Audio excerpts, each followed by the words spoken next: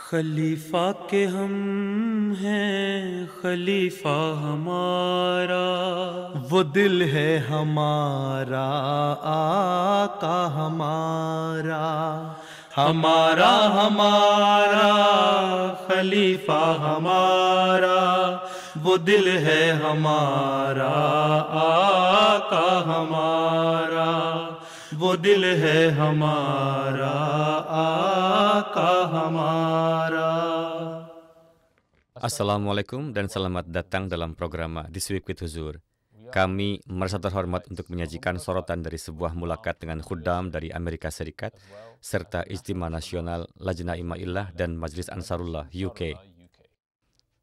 Kami mulai dengan mulakat hari Senin di mana Hadrat Khalifatul Masih Ayyadahullahu Ta'ala bin Aziz dengan penuh kebaikan bertemu dengan anggota-anggota Majlis Khuddamul Ahmadiyah dari USA.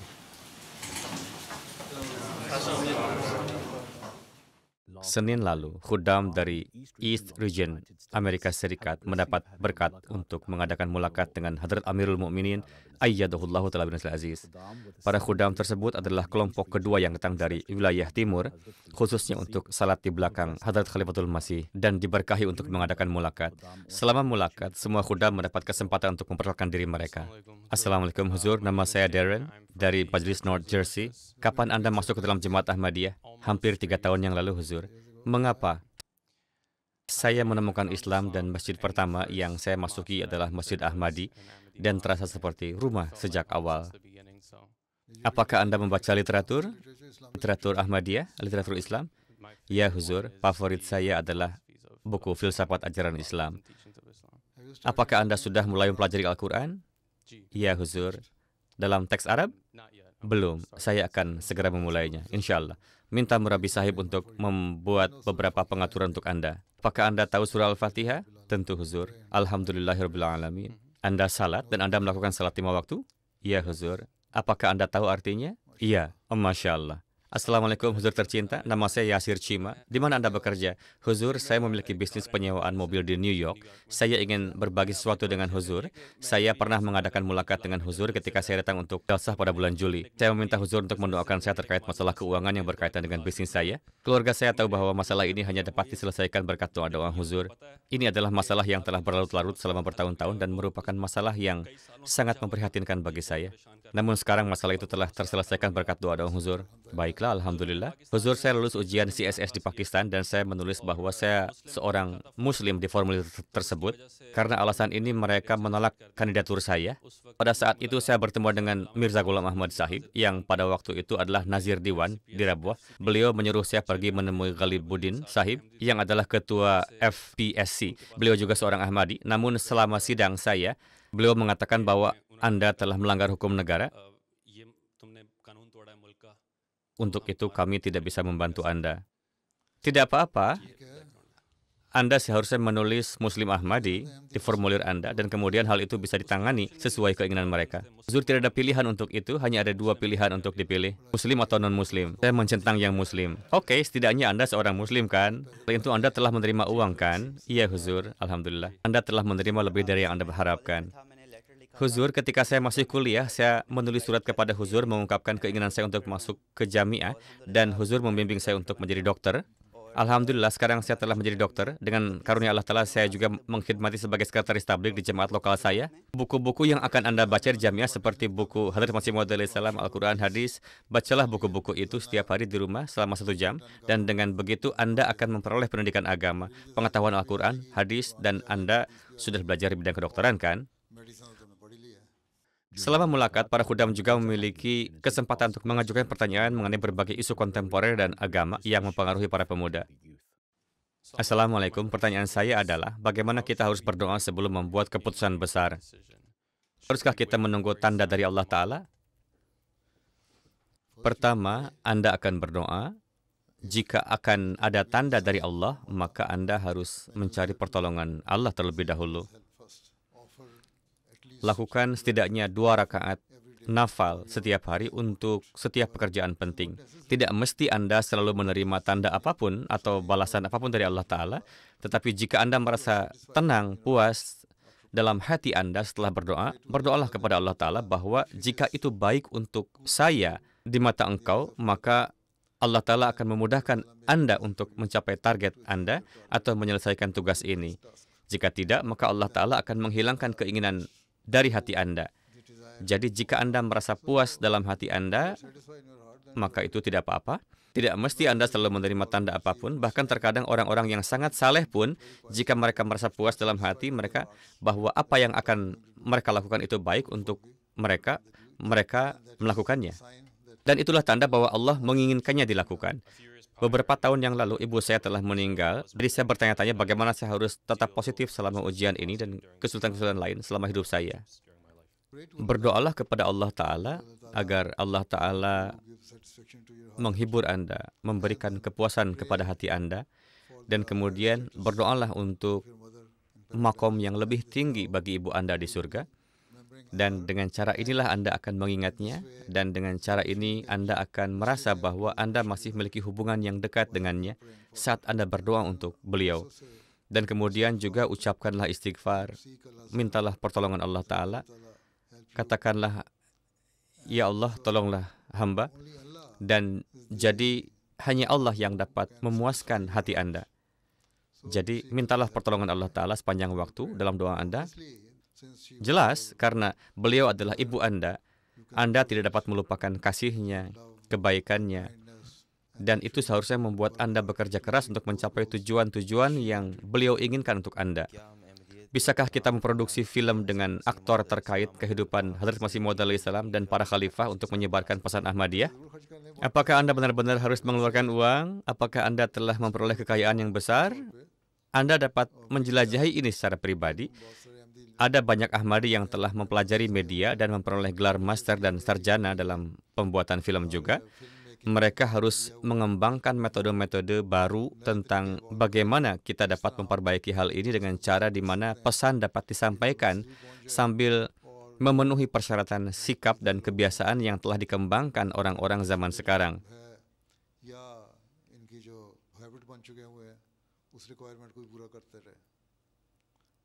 Oke? Insyaallah huzur. Pertanyaan saya adalah bahwa di Amerika, kesenjangan dan perpecahan antara sayap kanan dan kiri terus meningkat. Sebagai Ahmadi, bagaimana kita dapat menghadapi keadaan sulit ini dan menjembatani kesenjangan ini? Ini tidak terbatas pada Amerika saja, sebenarnya hal ini berkembang di seluruh dunia. Di sini, di Inggris, ada seorang politisi bernama Farage, dan diperkirakan bahwa dalam pemilihan berikutnya dia mungkin menang dengan mayoritas. Demikian pula di Jerman, negara-negara Eropa lainnya, dan di Barat secara keseluruhan. Kenyataannya adalah bahwa kekhawatiran yang dimunculkan terhadap imigran sebagian besar diarahkan terhadap umat Islam. Oleh karena itu, adalah kewajiban kita bahwa sebagaimana orang-orang ini memulai kampanye, kita juga harus memulai gerakan untuk membantu meningkatkan kesadaran di antara orang-orang tentang apa ajaran Islam.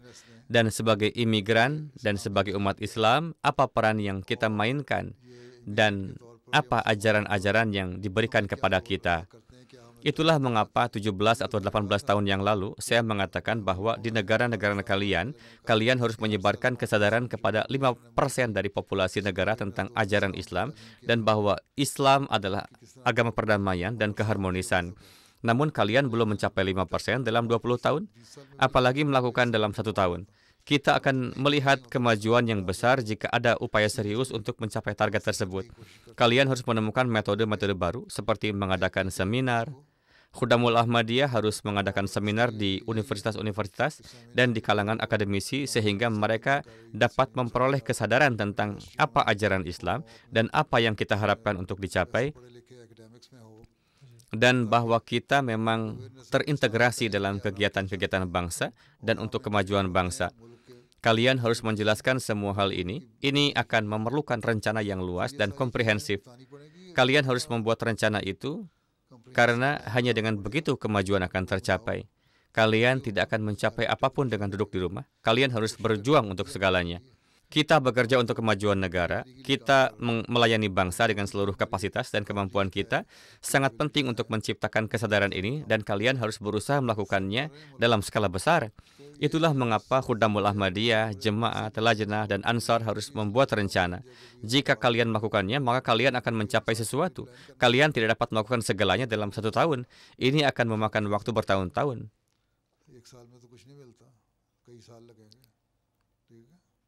Insya Allah, Huzur. Seorang khadim juga bertanya kepada Huzur tentang mereka yang menggunakan internet untuk mengalihkan kaum muda dari Tuhan. Dia bertanya apakah kekuatan-kekuatan ini dianggap sebagai bagian dari kekacauan yang diciptakan oleh Dajjal. Apa itu Dajjal? Itulah Dajjal yang sedang bekerja hari-hari ini. Dajjal yang berarti penipuan. Mereka mencuci otak pikiran kaum muda dan masyarakat luas melalui penipuan mereka. Para ateis dan semua orang bergabung dan melakukan upaya terpadu untuk secara tidak langsung mengatakan hal-hal yang menentang Islam pada awalnya. Pada kenyataannya, tujuan mereka adalah untuk mengalihkan orang dari agama, terutama para ateis yang mendorong hal ini. Dan semua ini adalah kekuatan-kekuatan Dajjali yang bekerja melawan Islam. Sayangnya, tindakan-tindakan umat Muslim sendiri memberikan mereka kesempatan yang lebih besar lagi untuk mengatakan hal-hal semacam itu. Pertama-tama, kita perlu memperbaiki diri kita sendiri. Itulah mengapa saya telah mengatakan kita harus berupaya menjelaskan ajaran-ajaran Islam untuk menunjukkannya kepada dunia. Adapun Dajjal, upaya-upayanya pasti akan terjadi. Dajjal ditakdirkan untuk aktif di era ini pada masa Hadrat Masih Maud alaihissalam dan memang sedang melakukannya. Jadi sebagaimana Dajjal aktif, kita perlu menjadi berkali-kali lipat lebih aktif. Cara mereka menggunakan internet, kita juga memiliki fasilitas internet, jadi kalian dapat menggunakannya juga. Jika mereka mengajukan keberatan-keberatan di situs-situs mereka, maka seharusnya ada jawaban-jawaban di situs-situs mereka, serta di situs-situs kita sendiri. Bukan hanya kita memposting jawaban-jawaban di situs kita sendiri, karena orang-orang tidak selalu membacanya, dan kita tidak memiliki pengikut sebanyak yang mereka miliki. Mereka memiliki jauh lebih banyak pengikut. Jadi strateginya seharusnya adalah bahwa respon-respon kita juga muncul di platform mereka. Jika komentar muncul di situs mereka, responlah di sana. Dan kemudian juga postinglah jawaban-jawaban yang terperinci di situs kita sendiri. Dewasa ini karena harga-harga yang tinggi dan tekanan-tekanan keuangan di barat, khuddam dan pasangan-pasangan yang baru menikah menghadapi peningkatan biaya dan tanggung jawab. Terkadang hal ini mempengaruhi iman mereka dan pengkhidmatan mereka kepada jemaat. Huzur, bimbingan apa yang Anda berikan mengenai hal ini? Mengapa hanya dunia barat? Ada kenaikan harga-harga di mana-mana di dunia. Di barat, setidaknya kalian menerima tunjangan yang cukup setiap bulan sehingga kalian dapat makan. Kalian tidak kelaparan, kalian sarapan, kalian makan siang. Jika kalian di toko-toko, kalian mungkin bisa mengambil cemilan dan kemudian makan malam di sore hari. Di Pakistan, banyak orang kehabisan uang dalam 10 hari dan bahkan tidak bisa makan. Harga-harga naik di mana-mana di dunia. Perbedaannya adalah bahwa preferensi telah berubah. Apa yang kita sebut preferensi telah berubah. Di masa lalu, jika seseorang dapat 2 kali makan sehari di rumah mereka, mereka akan berkata, itu sudah cukup, tidak masalah. Sekarang, keinginan-keinginan telah meningkat begitu banyak. Saya harus memiliki mobil yang bagus, TV, layar tipis dengan semua gadget, rumah modern, fasilitas ini dan itu, makanan seperti ini saat makan siang, makanan seperti ini saat sarapan. Keinginan-keinginan ini telah berkembang biak. Jika seseorang mengembangkan rasa sikap qanaah, yakni merasa puas, maka segala sesuatu akan menjadi seimbang. Jika Anda berpikir, apa yang telah Allah berikan kepada saya sudah cukup, maka Anda akan menyadari ada begitu banyak negara, begitu banyak orang di dunia yang bahkan tidak makan, yang mati kelaparan, menghadapi kekeringan, kelaparan. Beberapa pemerintah membunuh rakyat mereka, seperti halnya di Israel di mana mereka merampas hak-hak rakyat dan orang-orang Palestina tidak menerima makanan. Namun kita duduk dengan nyaman di rumah-rumah kita dan makan. Bersyukurlah atas berkat ini dan Allah akan meningkatkan berkat-berkatnya. Allah berfirman dalam Al-Quran, jika kalian bersyukur, aku pasti akan menambah nikmat-nikmatku kepada kalian. Poin fundamental adalah kepuasan, yakni qanaah. Ketika Anda merasa qanaah, keinginan-keinginan tidak tetap begitu tinggi. Ketika keadaan demikian, maka segala sesuatu menemukan keseimbangan. Pada saat yang sama, selalu ingat bahwa Anda masih harus memberikan sesuatu di jalan Allah. Bagi mereka yang telah berjanji wasiat, candah itu adalah wajib. Tetapi selain itu, Anda juga harus bersedekah untuk membantu orang-orang miskin. Dan ketika Anda melakukan ini, Allah memberkati kekayaan Anda. Hal utama adalah agar berkat ada dalam kekayaan Anda.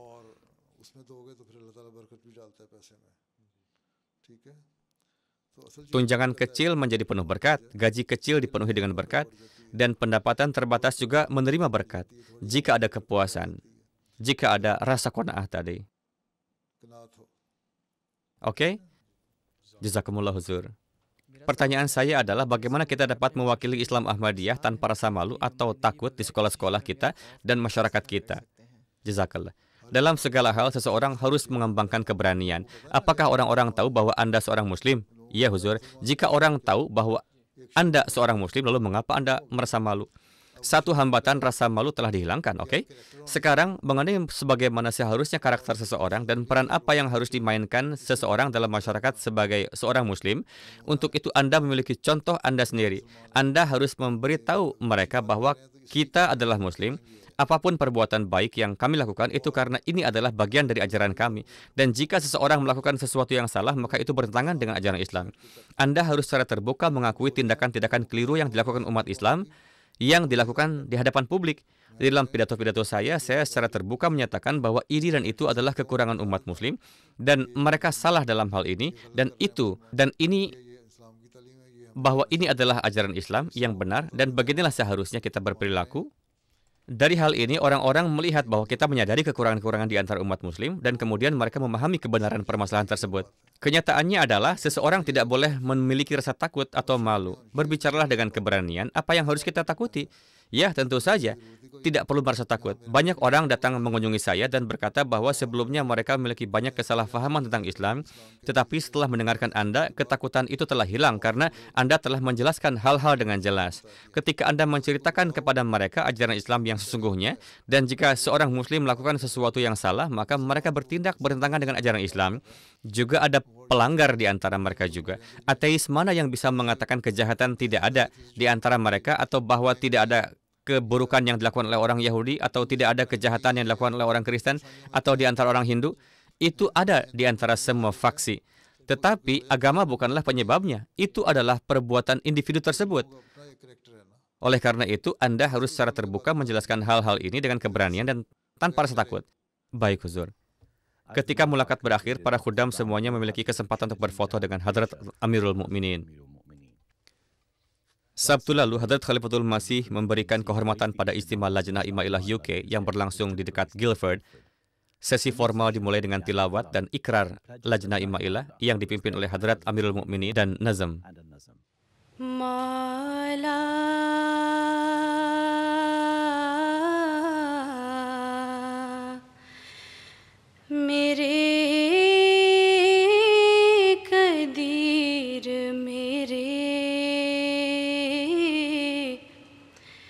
किबरिया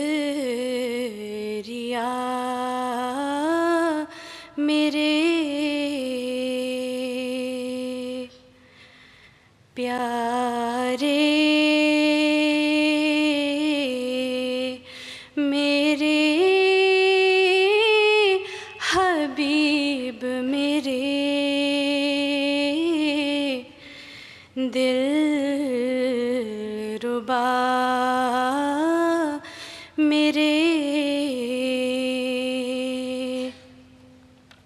Setelah laporan dipresentasikan tentang istimewa tersebut, Hadrat Khalifatul Masih menyampaikan pidato yang menginspirasi iman tentang hak-hak perempuan yang diberikan oleh Islam dan tanggung jawab perempuan Muslim Ahmadi. Tanpa ragu, pendirian Lajnah Imailah sebagai organisasi bantu yang berbeda merupakan anugerah dan ihsan yang besar dari Hadrat Masih Maud alaihi salam kepada para wanita dan gadis Ahmadi. Beliau mendirikan Lajnah Imailah agar para wanita dan gadis Ahmadi dapat secara mandiri berusaha membangun hubungan dengan Allah dan keimanan mereka bebas dari pengaruh atau bayang-bayang pria. Organisasi ini didirikan untuk memelihara dan membimbing mereka agar mereka dapat menjadi mercusuar kebajikan dan keunggulan, dan agar ketakwaan, pengetahuan, dan potensi tak terbatas mereka dapat menerangi dunia. Kita hidup di zaman ketika seruan untuk hak-hak wanita telah menjadi tren di Barat. Secara tradisional dianggap lemah dan rapuh oleh masyarakat-masyarakat ini.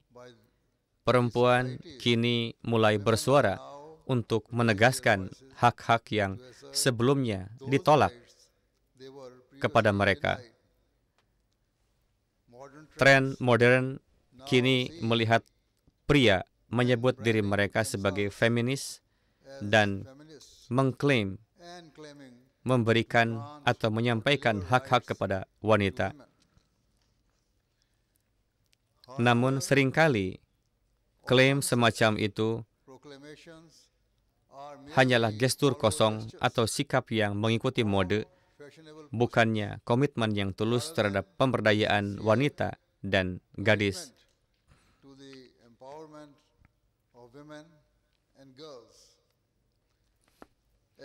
Sebagaimana dicatat oleh sejumlah intelektual wanita, kepentingan tersembunyi sering tersimpan di balik seruan untuk hak-hak dan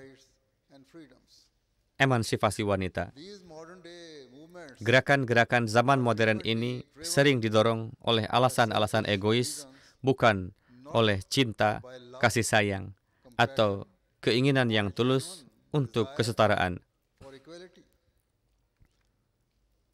Sebaliknya, wanita Ahmadi dapat dengan bangga menyatakan kepada dunia bahwa lebih dari 1400 tahun yang lalu, Islam telah menetapkan hak-hak dan kebebasan mereka.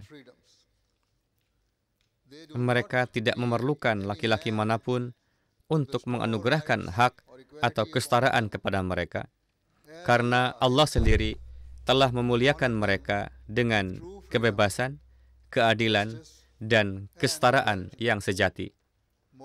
Selain itu, wanita Ahmadi dapat dengan bangga menyatakan bahwa mereka tidak memerlukan hak-hak atau kebebasan sebagaimana didefinisikan oleh orang-orang duniawi atau pria di zaman ini. Sebaliknya, mereka menginginkan dan memerlukan kebebasan dan hak-hak sebagaimana didefinisikan oleh Allah Ta'ala dan Rasul-Nya Sallallahu Alaihi Wasallam. Sesungguhnya, lebih dari 14 abad yang lalu, Allah menempatkan pria dan wanita berdampingan dan menegaskan bahwa hati seorang wanita berdetak dengan emosi dan perasaan yang tidak kurang dari hati seorang pria. Dia memerintahkan bahwa hak-hak dan martabat wanita tidak boleh dilanggar, dan mereka tidak boleh dikenai ketidakadilan atau kekejaman.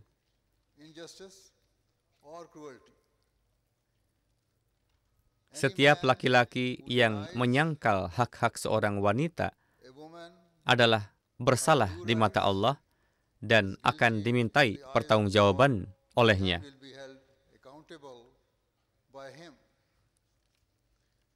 Sementara Allah Ta'ala telah menganugerahkan kepada wanita hak-hak yang tak terhitung dan kesetaraan. Dia juga telah menetapkan kewajiban-kewajiban yang harus Anda upayakan untuk dipenuhi. Dia menuntut Anda untuk menjadi saleh, melakukan perbuatan-perbuatan baik, dan mengamalkan ajaran-ajaran Islam setiap saat. Hanya dengan demikian, Anda akan layak mendapat pahalanya. Selanjutnya, para ibu di antara Anda dan mereka yang segera insya Allah akan menjadi ibu, tidak boleh melupakan tanggung jawab mendalam yang terletak di pundak Anda. Anda tidak hanya bertanggung jawab atas keadaan Anda sendiri, tetapi juga atas anak-anak Anda dan generasi-generasi mendatang. Jika Anda merangkul tugas ini dan taat pada perintah-perintah Allah, pahala Anda akan berlipat ganda. Karena dengan memperbaiki diri Anda sendiri, Anda juga akan menumbuhkan kebaikan dalam diri anak-anak Anda dan memastikan bahwa nilai-nilai moral dan spiritual Islam terus diwariskan dari generasi ke generasi. Setelah mengakhiri pidatonya, Hadrat Khalifatul Masih memimpin para hadirin dalam doa. Keesokan harinya, Hadrat Amirul Mukminin berkenan menghadiri sesi penutupan Majlis Ansarullah UK Istimewa yang diselenggarakan di lokasi yang sama dekat Guildford. Setelah tilawat, janji, kasidah dan nazam, Sadar Majlis Ansarullah UK mempersembahkan laporan istimewa yang diikuti dengan presentasi video tentang istimewa tersebut. Istimewa tahun ini dipenuhi dengan ceramah-ceramah, presentasi-presentasi, dan lokakarya yang menarik dan mencerahkan, yang mencakup tema dan memenuhi minat serta kebutuhan khusus audiens Ansar. Sementara kompetisi akademik dan olahraga dimulai, presentasi-presentasi dan ceramah-ceramah terus berlanjut. Salah satu yang menonjol dari antara presentasi ini adalah tentang realitas yang menyedihkan dari situasi di lapangan di Gaza. Sebuah kisah personal dibagikan oleh Mr. Massimo Saeta, nama yang dikenal dalam dunia bersepeda Inggris. Karena sangat beruntung berbagi rumah khilafat saat ini, Ansarullah diingatkan dalam diskusi yang sangat mencerahkan tentang kebutuhan mutlak untuk memupuk hubungan dengan Hadrat Khalifatul Masih.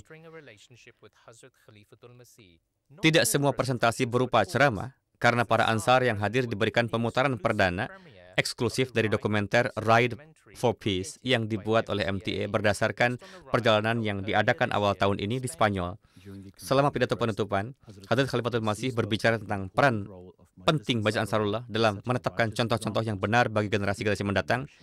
Dalam jemaat Hadrat Masih Maud alaihi salam, Jemaat Ahmadiyah, Andalah para Ansar yang telah mencapai usia kedewasaan penuh dalam hal pola pikir dan pengalaman Anda. Dengan demikian dapat dikatakan bahwa Anda harus menjadi panutan dan contoh bagi jemaat. Oleh karena itu, Anda harus merenungkan apakah Anda telah memberikan contoh dalam mencapai standar sejati dari ikrar baiat atau sedang berusaha melakukannya. Jika tidak, maka ini adalah penyebab keprihatinan besar. Karena dengan melihat contoh-contoh Anda, generasi-generasi berikutnya akan memperbaiki diri mereka atau menganalisis kekurangan-kekurangan mereka. Oleh karena itu, ini adalah tanggung jawab besar bagi para Ansar. Persyaratan mendasar yang diperlukan adalah ketakwaan. Jika kita menerapkan ketakwaan, maka kita akan terlindungi dari banyak kejahatan dan kita juga akan berbuat adil terhadap ikrar kesetiaan yang telah kita ikrarkan saat mengikatkan diri kepada Hadrat Masih Maud alaihi salam. Saat itulah kita akan benar-benar menjadi mereka yang memenuhi janji kita. Mengenai ketakwaan, Hadrat Masih Maud alaihi salam menyatakan, terapkanlah ketakwaan.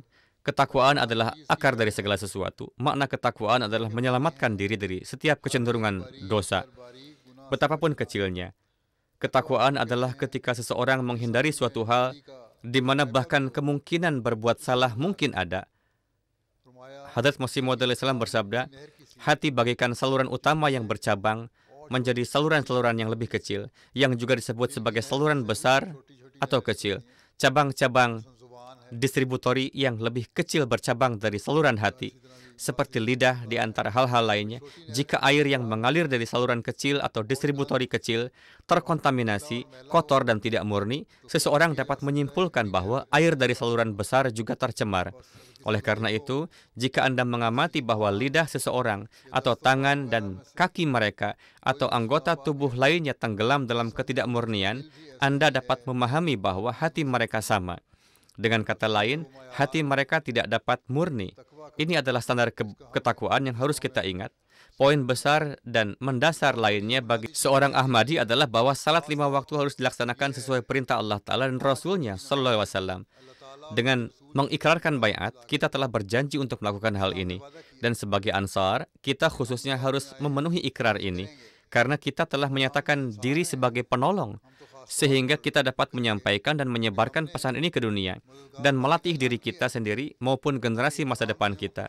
Bukan hanya kita harus fokus pada salat 5 waktu, melainkan Hadrat Masih Maud alaihi salam menasihati untuk juga memperhatikan salat tahajud. Nabi suci SAW bersabda, mengabaikan salat menarik seseorang mendekati syirik dan kekafiran. Renungkanlah kemudian dan periksalah diri Anda. Ketika beberapa orang ditanya, mereka mengakui dengan mengatakan, ya kami melaksanakan 4 kali salat, tetapi mengabaikan yang kelima. Mereka bahkan mengakui hal ini di hadapan saya. Namun Nabi suci SAW bersabda bahwa mereka yang meninggalkan salat mendekati syirik dan kekufuran. Maka kita harus merenungkan dengan mengabaikan salat, tidakkah kita termasuk dalam peringatan mengerikan Allah Ta'ala dan Rasulnya SAW ini? Sesungguhnya ini adalah perkara yang sangat menakutkan. Nabi suci SAW bersabda, pada hari kebangkitan, perkara pertama yang akan dimintai pertanggungjawaban seseorang adalah sholat. Jika pertanggungjawaban ini baik, dia akan meraih kesuksesan dan keselamatan. Tetapi jika kurang, dia akan gagal dan merugi. Harapan apa yang Hadrat Masih Maud alaihissalam taruhkan kepada kita dan apa yang beliau inginkan dari kita? Dalam hal ini, beliau bersabda, wahai semua kalian yang menghitung diri kalian dalam jemaat saya, di surga kalian hanya akan terhitung sebagai bagian dari jemaat saya jika kalian benar-benar menempuh jalan-jalan ketakwaan. Maka laksanakanlah salat 5 waktu kalian dengan rasa takut dan kekhusyuan sedemikian rupa seolah-olah kalian melihat Allah Ta'ala. Dan sempurnakanlah puasa kalian dengan keikhlasan demi Allah. Setiap orang yang wajib membayar zakat harus membayar zakat, dan siapapun yang telah diwajibkan atasnya haji dan tidak memiliki halangan hendaklah melaksanakan haji. Perindahlah akhlak kalian dan laksanakanlah dengan baik, serta tinggalkanlah kejahatan dengan rasa benci. Ingatlah dengan yakin bahwa tidak ada amal yang dapat sampai kepada Allah jika terlepas dari ketakwaan. Akar dari setiap kebajikan adalah ketakwaan, dan amal apapun yang tidak kehilangan akar ini tidak akan sia-sia. Maka kita harus memberikan perhatian khusus terhadap hal ini. Mengenai salat, beliau secara khusus menasihati kita. Beliau bersabda, apa itu salat? Salat adalah doa yang dipanjatkan dengan kerendahan hati dan semangat, dengan pujian, pengagungan, pensucian, memohon ampun, dan mengirimkan salawat. Maka ketika kalian berdoa, janganlah seperti orang-orang yang lalai, membatasi diri kalian dalam permohonan kalian hanya pada kata-kata bahasa Arab, karena doa mereka dan permohonan ampun mereka hanyalah ritual tanpa hakikat. Namun ketika kalian berdoa, maka selain dari Al-Quran yang merupakan firman Allah dan pasti harus dibaca, dan kalian hendaklah berdoa, dan selain dari doa-doa yang telah ditetapkan yang merupakan sabda Rasulullah SAW, Rasulullah SAW mengajarkan doa-doa yang harus kita baca. Dalam semua doa-doa umum kalian yang lain, ucapkanlah kata-kata dalam bahasa kalian sendiri dengan kerendahan hati, sehingga beberapa pengaruh dari kerendahan hati dan pengabdian itu dapat dirasakan dalam hati kalian. Kerendahan hati ini akan tercipta, kelembutan akan tercipta, dan hanya dengan demikian seseorang akan menemukan kegembiraan sejati dalam doa. Dan hanya dengan demikian doa dapat diterima. Setelah mengakhiri pidatonya, Hadrat Khalifatul Masih memimpin para hadirin dalam doa.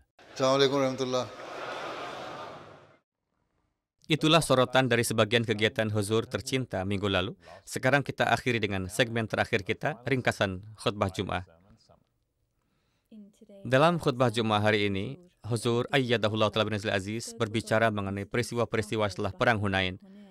Huzur menceritakan kisah yang mengharukan tentang Nabi Suci SAW yang bersatu kembali dengan saudara-saudara perempuan susuannya. Di antara tawanan perang dari pertempuran ini ada seorang wanita yang disebut Shema. Ini adalah gelarnya dan nama aslinya adalah Hazafah. Ketika dia ditangkap, dia berkata kepada para penangkapnya bahwa saya adalah saudara sepersusuan dari Nabi kalian, Muhammad SAW. Namun para sahabat tidak mempercayai hal ini. Sekelompok Ansar mengantarnya kepada Rasulullah. Wanita itu berkata, wahai Muhammad SAW, saya adalah saudari sepersusuan Anda. Rasulullah bertanya, apakah Anda memiliki tanda yang membuktikan klaim Anda? Dia menunjukkan kepadanya bekas gigitan dan berkata, Anda pernah menggigit saya di masa kecil ketika saya menggendong Anda di pangkuan saya. Mungkin Rasulullah mengingat kejadian ini. Pada waktu itu, kita biasa mengembalakan kambing. Suami ibu susuan Anda adalah ayah kandung saya, dan ibu susuan Anda adalah ibu kandung saya.